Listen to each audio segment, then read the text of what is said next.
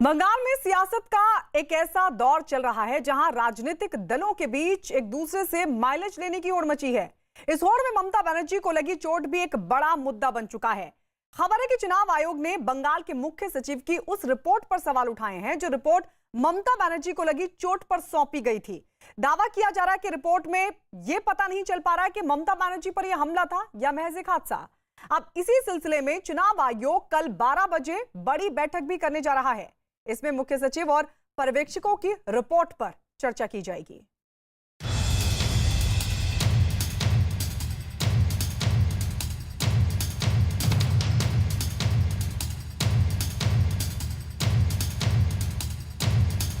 दीदी के पैर पे लगा प्लास्टर मेहंदी की तरह उतर गया। ममता जी के ऊपर जो अटैक हुआ, मैंने सोचा कि अब बाहर रहकर नहीं बल्कि बगल में रहकर, अंदर रहकर मुझे उनका साथ देना चाहिए। वो घबराई हुई है, नया नया तरीका ढूंढ करके लोगों का सिंपैथी क्रिएट करने का प्रयास करी है। 24 घंटे में प्लास्टर क्रैक बैंडेज हो गया और ये देश बहुत हंस रहा है। ममता की चोट पर सियासी संग्राम।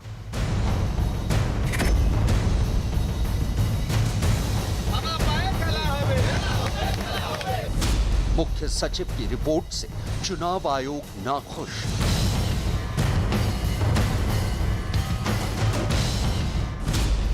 ममता के साथ हादसा या हमला। चुनाव से पहले बंगाल में चोट नीति।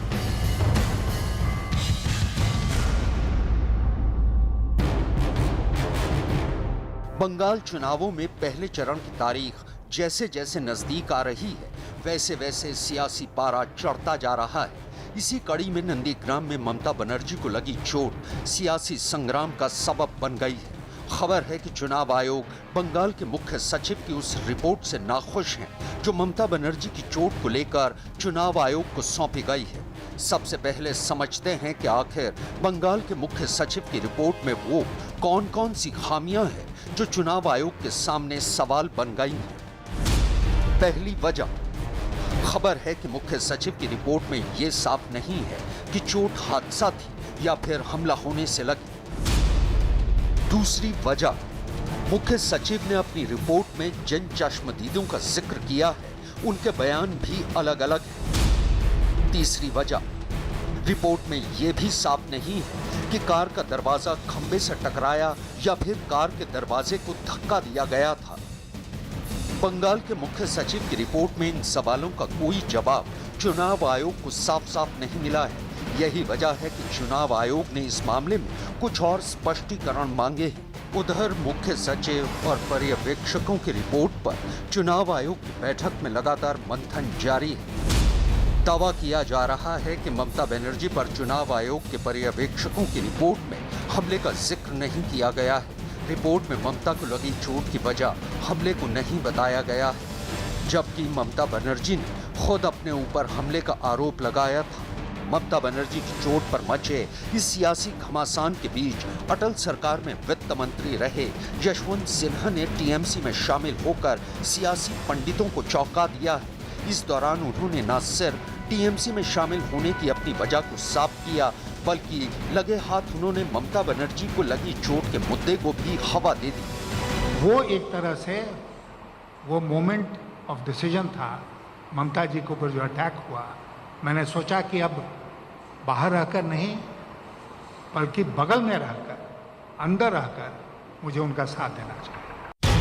सक्रिय सियासत से लंबे वक्त से दूर रहे यशवंत सिन्हा का टीएमसी में शामिल होना भले ही इस मौके पर चौंका रहा हो, लेकिन बीजेपी से उनकी वर्षों पुरानी अदावत का ही नतीजा है कि बंगाल के सियासी समर में वो अब टीएमसी का झंडा थामे हुए हैं। यही वजह है कि बीजेपी यशवंत सिन्हा और टीएमसी के इस नए रिश्ते को ज्यादा तवज्जो नहीं देना चाहती।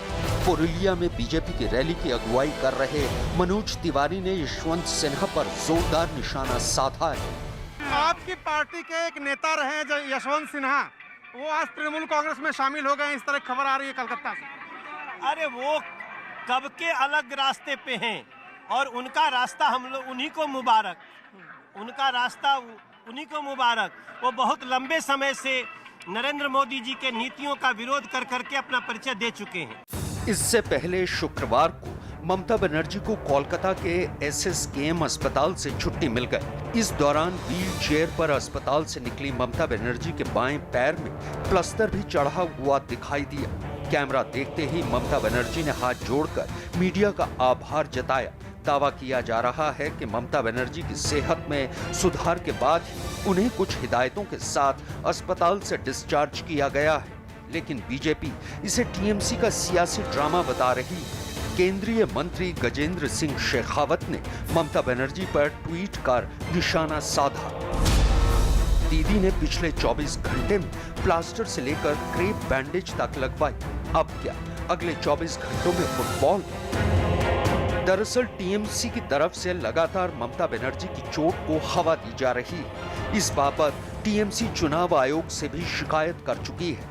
TMC के कई नेताओं ने बीजेपी पर आरोप लगाते हुए कहा कि ममता बनर्जी पर जानबूझकर हमला किया गया, ममता बनर्जी पर जानलेवा हमले की कोशिश की गई। इसके ठीक उलट बीजेपी भी TMC के आरोपों पर पलटवार का कोई मौका नहीं छोड़ रही है।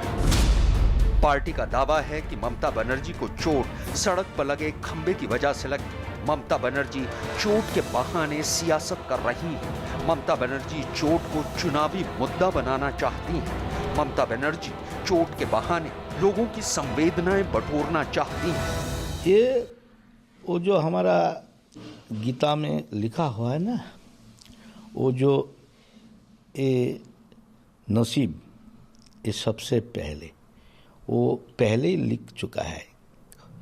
वो ममता बनर्जी को जो हालत हुआ, वो नसीब टूट गया, इसलिए हालत हुआ है। वो जो नाटंकी कर रहा है, वो सारी पब्लिक का सोच आ गया। वहीं ममता बनर्जी पर हुए कथित हमले से ठीक पहले का वीडियो भी सामने आ चुका है। वीडियो में दिख रहा है कि नामांकन के बाद ममता बनर्जी अपनी गाड़ी के दरवाजे पर खड़ी होकर अभिवादन स्वीकार कर रही हैं। उनके साथ सुरक्षा कर्मी भी दिख रहे हैं। इस दौरान ममता बनर्जी की गाड़ी की स्पीड भी बेहद धीमी है। हालांकि इसके बाद क्या हुआ और कैसे हुआ, ये अभी तक सवालों के घेरे में है। लेकिन बीजेपी का यही दावा है कि बंगाल चुनाव में ममता बनर्जी इमोशनल कार्ड खेल रही हैं। बीजेपी प्रदेश अध्यक्ष दिलीप घोष ने भी दावा किया है कि ममता बनर्जी अपनी चोट के बहाने राजनीतिक रोटियां सेकना चाहती हैं। राजनीति में बहुत सारा तरीका लोग अपनाते हैं। ममता बनर्जी की स्थिति ऐसी है कि पार्टी टूट रही है। उनके जो पुराने सिपाही पार्टी खड़ा करने में जिनका बड़ा योगदान रहा, ऐसे लोग पार्टी छोड़कर भाग रहे हैं। अब उनके लिए स्टार प्रचारक भी नहीं है पार्टी को लड़ाई में सामने से लीड करने वाले। तो इस स्थिति में वो घबराई हुई है, नया नया तरीका ढूंढ करके लोगों का सिंपैथी क्रिएट करने की प्रयास करी है। जहाँ तक मालूम हुआ, डोर खोल करके खड़े होकर वो रोड शो में जैसे हाथ दिखाते ऐसे ही कर रही थी। बगल में कोई खंबा में टकरा करके डोर उनकी पैर में चोट आई डोर से।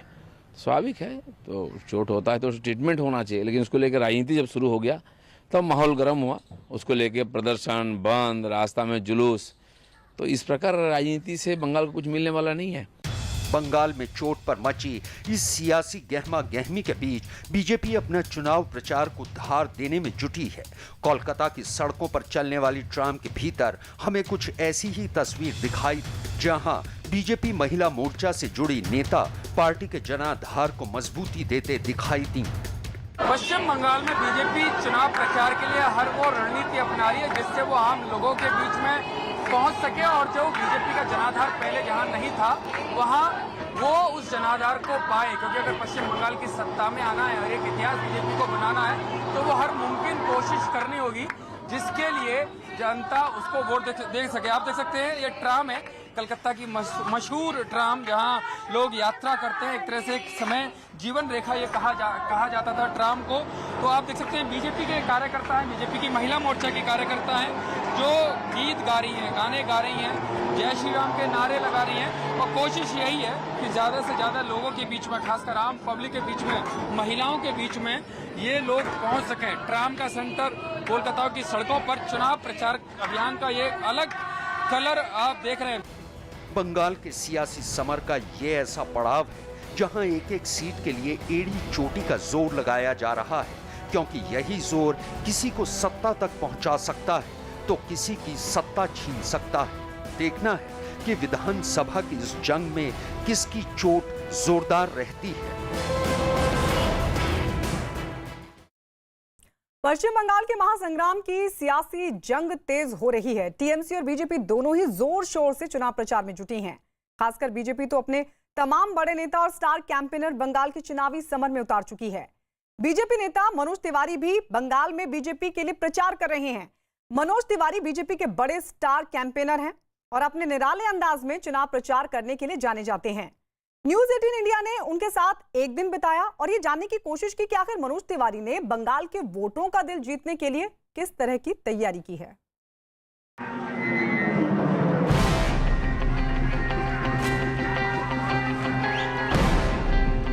भारत माता की जय के नारे लग रहे हैं और पीछे यहाँ की लोकल लैंग्वेज में गाने बज रहे हैं। लोग छतों से अभिवादन कर रहे हैं मनोज तिवारी का। तो आमी भालो करे बांग्ला जानी और भोजपुरी तो भाई पूछाई के नहीं के वही खातिर हम जानल जाते हैं। इस बार बीजेपी सरकार।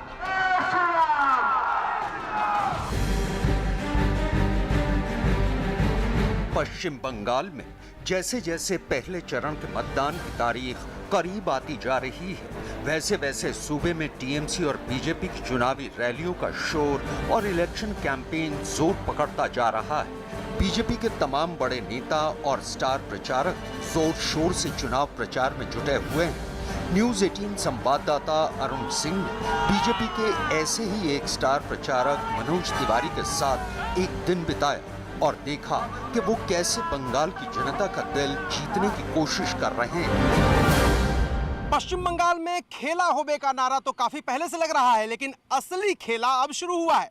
ममता बनर्जी व्हील चेयर से खेला होबे का नारा दे रही हैं, तो दूसरी तरफ बीजेपी ने भी अपने एक खिलाड़ी को मैदान में उतार दिया है। कौन है वो? मैं हूँ मनोज तिवारी आप सबका, और मैं हमारे साथ पूरे बंगाल का माँ है, मानुस है और माटी पे खड़े हैं। चल रहे हैं हम पुरुलिया। आइए चलते हैं मनोज जी।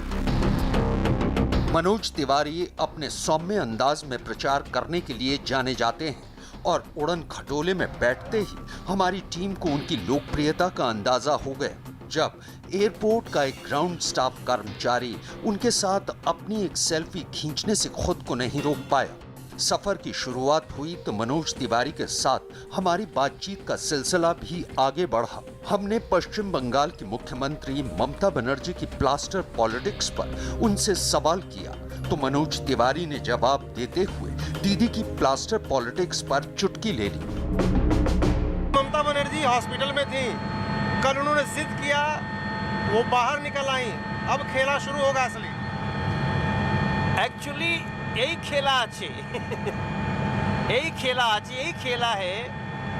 पहली बार इस देश ने देखा होगा कि प्लास्टर 24 घंटे में उतर जाता है। इस देश में हर व्यक्ति प्लास्टर से परिचित है।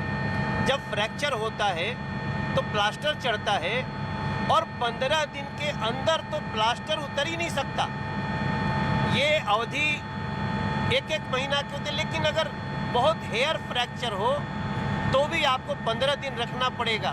लेकिन दीदी के पैर पे लगा प्लास्टर मेहंदी की तरह उतर गया। आप देखो 24 घंटे में प्लास्टर क्रैक बैंडेज हो गया और ये देश बहुत हंस रहा है। दरअसल ममता बनर्जी के पैर की चोट पर भी सूबे की सियासत गरमाई हुई है। लिहाजा हमारी टीम से खास बातचीत करते हुए मनोज तिवारी ने कहा कि ममता बनर्जी के पैर में लगी चोट महज एक नाटक है।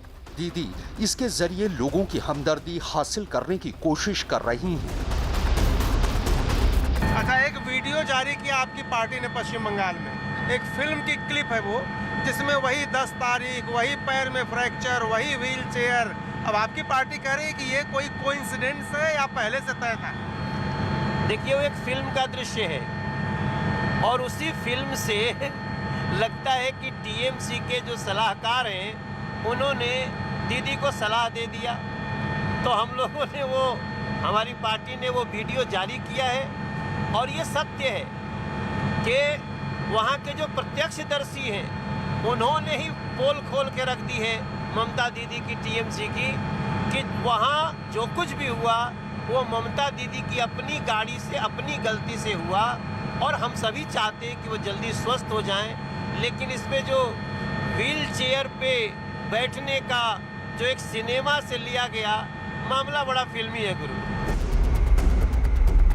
बातचीत के सिलसिले को आगे बढ़ाते हुए जब हमारे संवाददाता अरुण सिंह ने मनोज तिवारी से पश्चिम बंगाल के चुनाव प्रचार के लिए उनकी तैयारी पर सवाल किया तो मनोज तिवारी ने भी अपने ही अंदाज में उसका जवाब दिया। आपका अंदाज एकदम अलग होता है, जहां जाते हैं आप छा जाते हैं। पश्चिम बंगाल के लिए कौन सी तैयारी है? कैसे यहाँ के लोगों को लुभाएंगे, कैसे यहाँ के लोगों को समझाएंगे? हम तो बस एक ही लाइन सबको कह रहे हैं कि आसचे एबार बीजेपी सरकार, आसचे एबार बीजेपी सरकार, पश्चिम बंगाल में प्रथम बार बीजेपी सरकार। तो मनोज तिवारी अपने अंदाज में पश्चिम बंगाल के चुनावी रणभूमि में उतर चुके हैं और प्रचार अभियान की शुरुआत उन्होंने कर दी है। आज पूरे दिन मनोज तिवारी के साथ रहेंगे और आपको हर रंग उनके चुनाव प्रचार का दिखाते रहेंगे। एक बार बीजेपी। मनोज तिवारी ने हमारी टीम को वो गीत भी गुनगुना कर सुनाया जो शायद उन्होंने बीजेपी चुनाव प्रचार के लिए तैयार किया है। पश्चिम बंगाल को वो प्यार चाहिए, नरेंद्र मोदी के नीति की धार चाहिए, एक बार बीजेपी सरकार चाहिए, इस बार बीजेपी। हम पुरुलिया की उस जगह के ऊपर पहुंच गए जहां से मनोज तिवारी को अपना इलेक्शन कैंपेन शुरू करना था। मनोज तिवारी का स्वागत करने के लिए नीचे लोगों का हुजूम दिखाई दे रहा था। हेलीकॉप्टर के लैंड होने के बाद मनोज तिवारी ने पुरुलिया की मिट्टी को अपने माथे से लगाया और फिर हाथ हिलाकर लोगों का अभिवादन किया। इस बीच वहां मौजूद बीजेपी के स्थानीय नेताओं और कार्यकर्ताओं ने मनोज तिवारी का स्वागत किया। इतनी देर में पुरुलिया के आसमान से हल्की बारिश की बूंदें भी बरसनी शुरू हो गई। लोगों के बीच से निकलकर मनोज तिवारी एक गाड़ी के ऊपर चढ़ गए। इसके बाद बीजेपी के कार्यकर्ताओं के जय श्री राम के नारों के बीच मनोज तिवारी का रोड शो शुरू हुआ।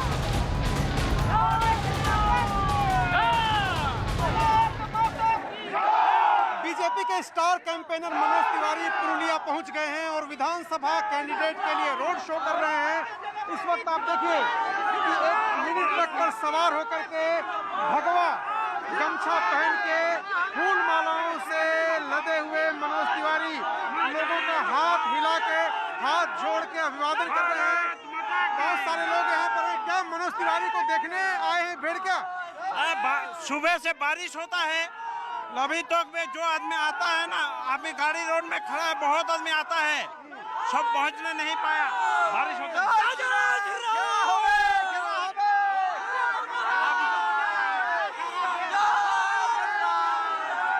तो ये पुरुलिया के लोग हैं, भारतीय जनता पार्टी के समर्थक हैं, जय श्री राम और खेला होवे के नारे लगा रहे हैं और साथ ही साथ भारत माता की जय के नारे लगा करके मनोज तिवारी के साथ रोड शो में हिस्सा ले रहे हैं।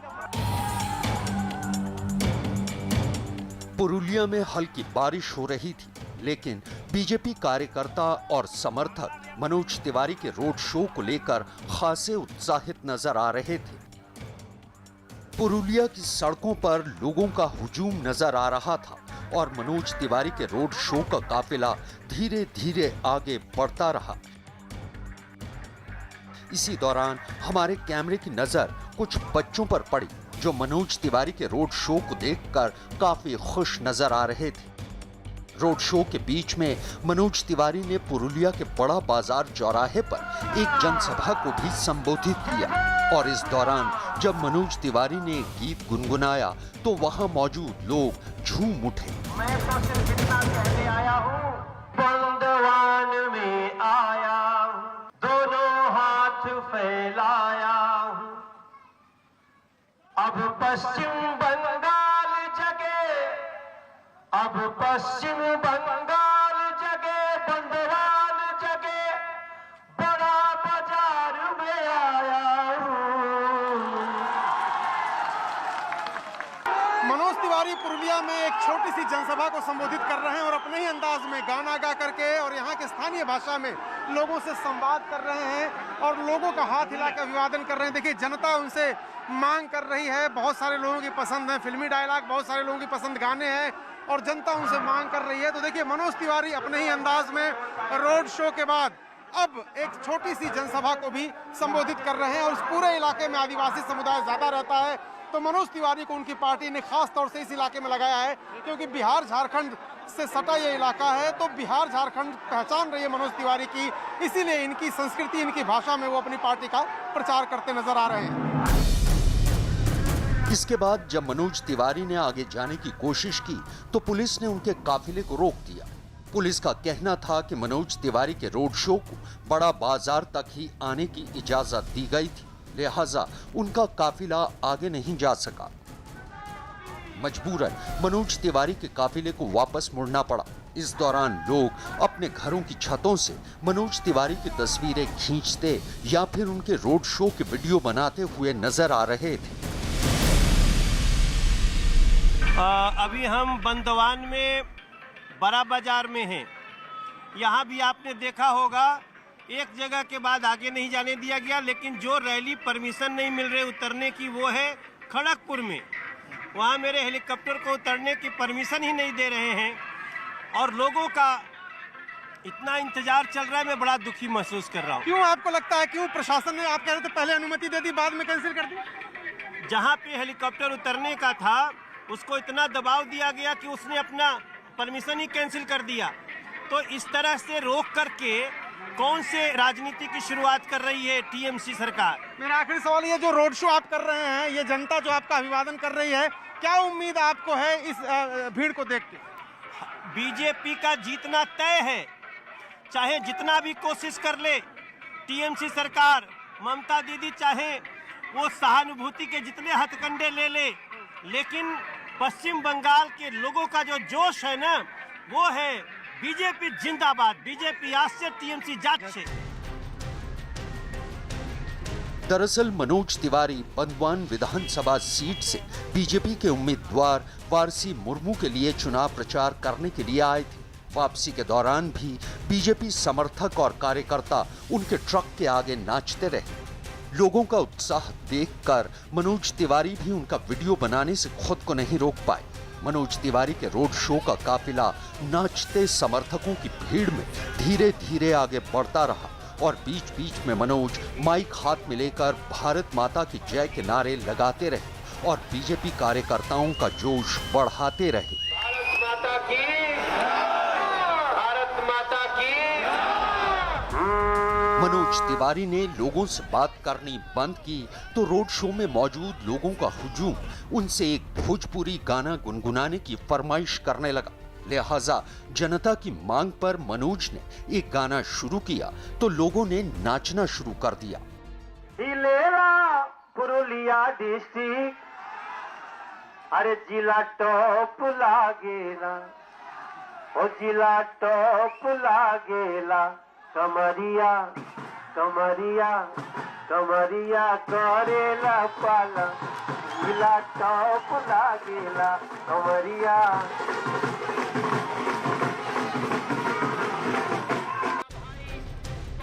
इसके बाद धीरे धीरे मनोज तिवारी का काफिला उसी ग्राउंड पर पहुंच गया जहां से उनका रोड शो शुरू हुआ था। मनोज तिवारी ने अपना रोड शो खत्म किया। बीजेपी कार्यकर्ताओं से मिलकर हेलीकॉप्टर में बैठकर हमारी टीम भी मनोज तिवारी के इलेक्शन कैंपेन के अलग अलग रंग देखकर उनके साथ ही कोलकाता के लिए उड़ चली। और अब बात म्यांमार में लोकतंत्र की जंग की। म्यांमार की सेना ने जुल्म और सितम की तमाम हदों को तोड़ दिया है। सेना की संगीनों के निशाने पर अकेले लोकतंत्र की बहाली की आवाज उठाने वाले आम लोग ही नहीं, बल्कि वो पुलिस वाले भी हैं जो सेना के रास्ते में कभी कभी रुकावट बन रहे हैं। म्यांमार की तानाशाह फौजी हुकूमत को दुनिया की भी परवाह नहीं है। सवाल यही उठ रहा है कि म्यांमार में चल रहा ये रक्तपात कब थमेगा, या ये यूं ही बेलगाम जारी रहेगा। खून के आंसू रोता म्यांमार।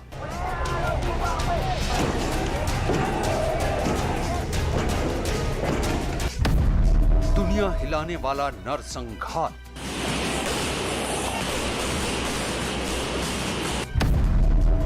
यांगोंग में चारों तरफ चीख पुकार।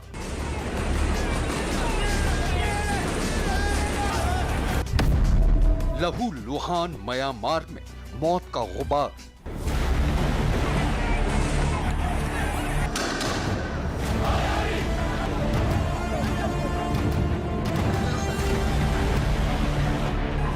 तस्वीरें चीख चीख कर गवाही दे रही हैं कि म्यांमार में सेना के जुल्म सितम सारी हदें लांघ चुके हैं। म्यांमार में मानवाधिकारों को फौजी बूटों तले सरेआम रौंदा जा रहा है। निहत्थे लोगों पर लाठी तो लाठी, गोलियां तक बरसाई जा रही हैं। लोकतंत्र के हक में उठती आवाजों का गला तानाशाही की ताकत से घूंटा जा रहा है।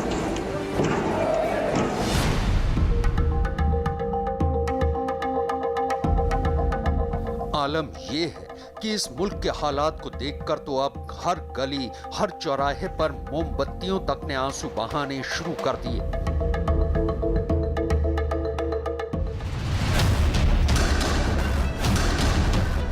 इससे पहले हम आपको म्यांमार में खून से लाल हुई सड़कों का हाल दिखाएं।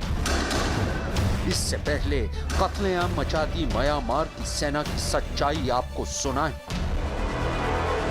एक सबसे ताजा सच और तस्वीर पर पहले नजर डाल लीजिए। इस मुल्क में कुचली जा रही आवाजों और हक मांगने निकले लोगों के बहते हुए खून का किस्सा समझना आसान हो जाएगा। इन तस्वीरों में म्यांमार की पुलिस सड़कों पर नजर आ रही है, लेकिन दूर से गन शॉट की आवाज पूरे आलम को झकझोर देती है। ये तस्वीरें बीती रात की ही हैं और ये किस्सा म्यांमार की राजधानी से सटे इलाके थार का एक ताका है, जहां पुलिस के हथियारबंद जवान दो नौजवानों को बेतहाशा पीटते नजर आ रहे हैं।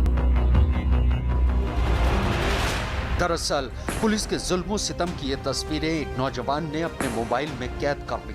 ये किस्सा रात 8 बजे का है, उस वक्त का जब यांगोंग में प्रदर्शनकारियों ने कर्फ्यू तोड़ा। उस वक्त सैनिक सत्ता के फरमान पर पुलिस के सिपाहियों ने सितम ढाने की इंतहा कर दी और घरों में घुस कर लोगों को बुरी तरह से पीटा। और जब घर के भीतर मारते मारते उनका मन भर गया तो वो लोगों को घसीटते हुए सड़क तक ले आए और फिर वहां अपने जुल्म की नुमाइश कर डाली। इस वीडियो में वो चीखें आसानी से सुनी जा सकती हैं जो अंधेरे में घरों से बाहर चीखती हुई आई थी।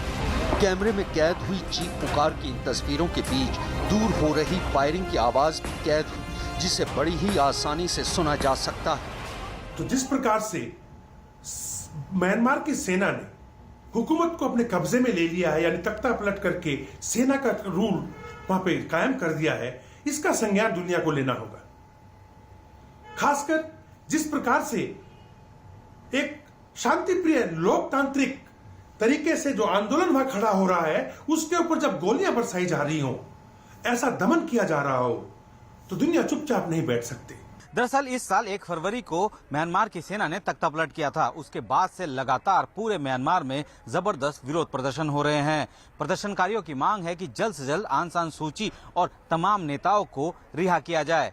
इस वक्त तख्तापलट के बाद से म्यांमार में एक जनरल की हुकूमत है और उन्होंने सभी नेताओं को सत्ता से बेदखल कर जेल में डाल दिया है। तख्ता पलट के बाद लोगों के बढ़ते विरोध और उठती आवाजों को कुचलने के लिए म्यांमार के जर्नल का सबसे खूनी चेहरा 3 मार्च को सामने आया, जब दुनिया ने खूनी बुधवार को खून से लाल होता म्यांमार अपनी आंखों से खुद देखा।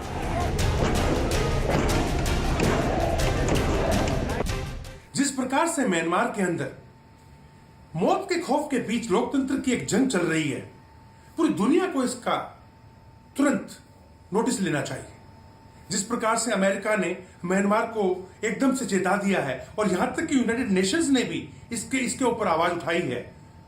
मेरा मानना है कि ये समय है जब दुनिया के सभी पावरफुल देशों को इकट्ठा होकर म्यांमार को चेताना होगा। लोकतंत्र हर हाल में बचना चाहिए।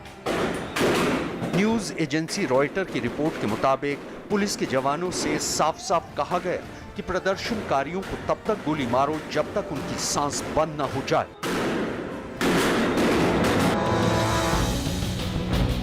म्यांमार की राजनीति में सेना का हमेशा से ही दखल रहा है।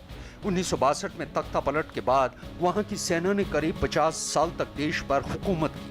सेना के खिलाफ जब देश भर में आवाज तेज होने लगी और लोकतांत्रिक व्यवस्था की मांग तेज हुई तो साल 2008 में सेना नया संविधान लेकर आई। इस नए संविधान में लोकतांत्रिक सरकार और विपक्षी दलों को जगह तो दी गई, लेकिन उसमें सेना की आजादी और वर्चस्व को चुनौती देने की कोई व्यवस्था नहीं थी। सवाल उठता है कि क्या म्यांमार की सेना बेलगाम है या फिर उसकी लगाम किसी और के हाथ में है।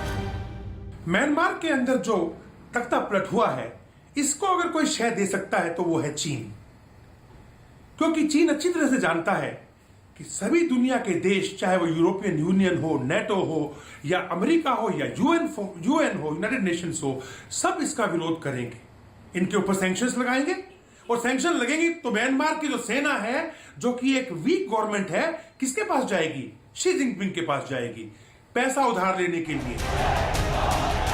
सेना की जर्नल की तानाशाही के खूनी सबूत म्यांमार के कई शहरों में मातम की शक्ल में चीख रहे हैं। लोगों की आंखों में आंसू के साथ साथ मौत के इस मंजर के खिलाफ गुस्सा भी नजर आया। लेकिन इसमें कोई दो राय नहीं कि लोकतंत्र के लिए जारी ये जंग अभी और लंबा चलेगी, क्योंकि सेना सत्ता पर अपनी पकड़ मजबूत करना चाहती है। वो किसी भी सूरत में म्यांमार में दोबारा लोकतंत्र बहाल नहीं होने देना चाहती।